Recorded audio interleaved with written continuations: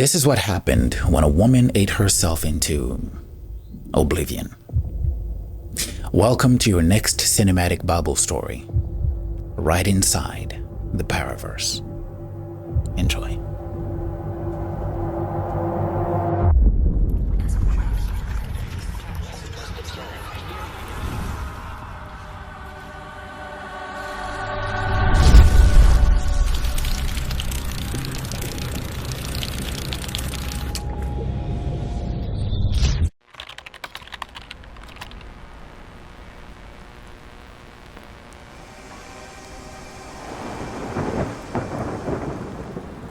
Francis, a man in his 40s, works the night shift.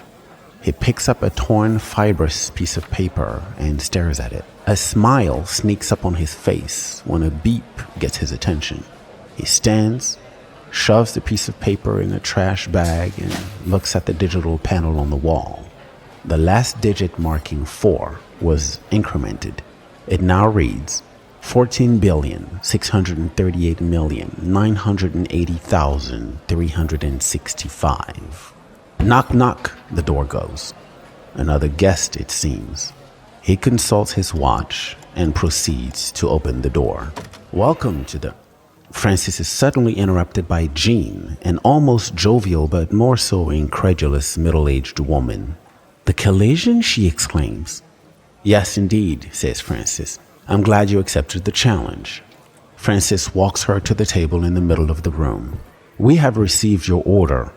However, we have some very special items on the menu today. Please tell me more, as she distractedly mutters as she observes the room. Francis gives her a minute to take in the wonderfully adorned architecture and appraise the unsymmetrical and seemingly chaotic beauty of the decor. Directing her attention to the table, Francis finally gets to the core of the matter. Duck à l'orange, butternut squash risotto with leeks and spinach, braised pork tenderloin, and of course our very menu itself. Should those not satisfy your gustatory curiosities?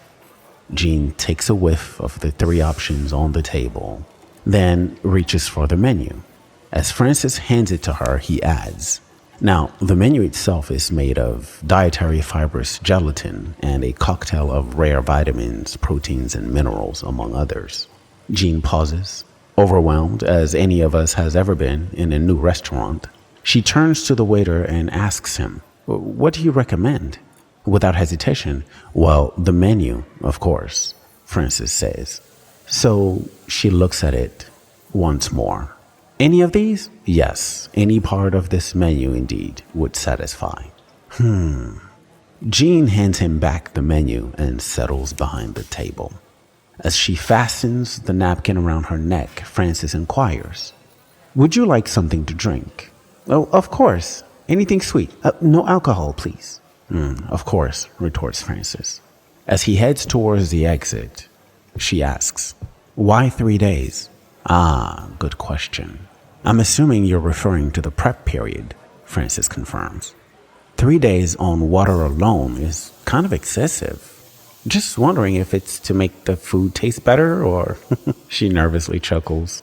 No, hunger brings clarity, responds Francis. A brief awkward silence precedes a low rumbling from Jean's stomach. She laughs it off. Well, what's clear right now are these tenderloins. Amused and decidedly hungry, Jean sits and proceeds to carve a healthy chunk out of the tenderloin. Francis stands for a second, frozen, observing what would otherwise be considered a slowly moving train wreck. He sighs and groans internally, and then continues towards the exit. The eerie calm in this cubicle and almost soundproof room is only interrupted by the occasional clinking of the utensils against the plates of porcelain. Jean averages 3 or 4 chews before swallowing, plowing through her meal with no regard for class or elegance. With the labored breath of an athlete at the end of a triathlon race, she sits back. A faint burp accompanies the continued internal rumbling of her loins. Is she hungry or satisfied? Is anybody's best guess, I suppose. The plates lie in total abandon. The utensils, licked clean, also litter the now stained and smeared table. As an air of satisfaction settles in, a faint melody can barely be made out. Francis, as is his custom, stands in the corner observing and at the ready.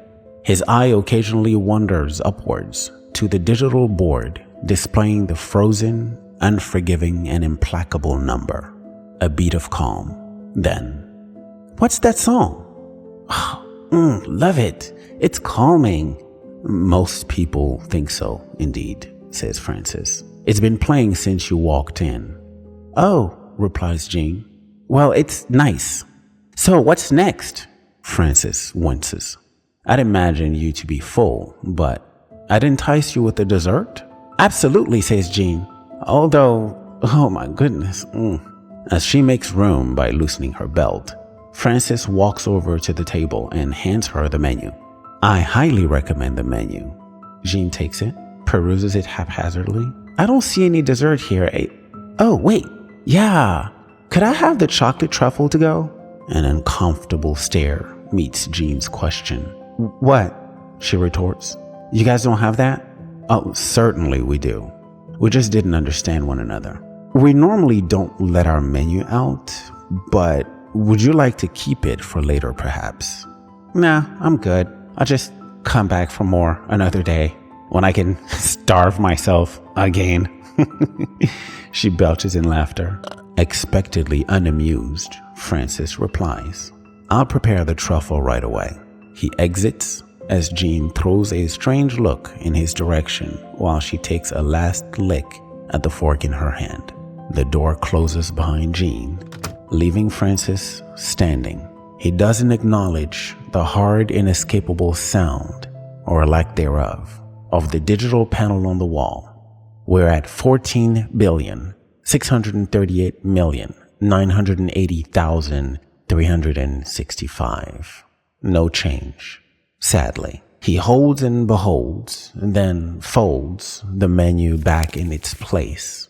An uninspired sigh punctuates his motion as he sadly busses the plates out, cleaning up the carnage to make room for the next. The door goes again.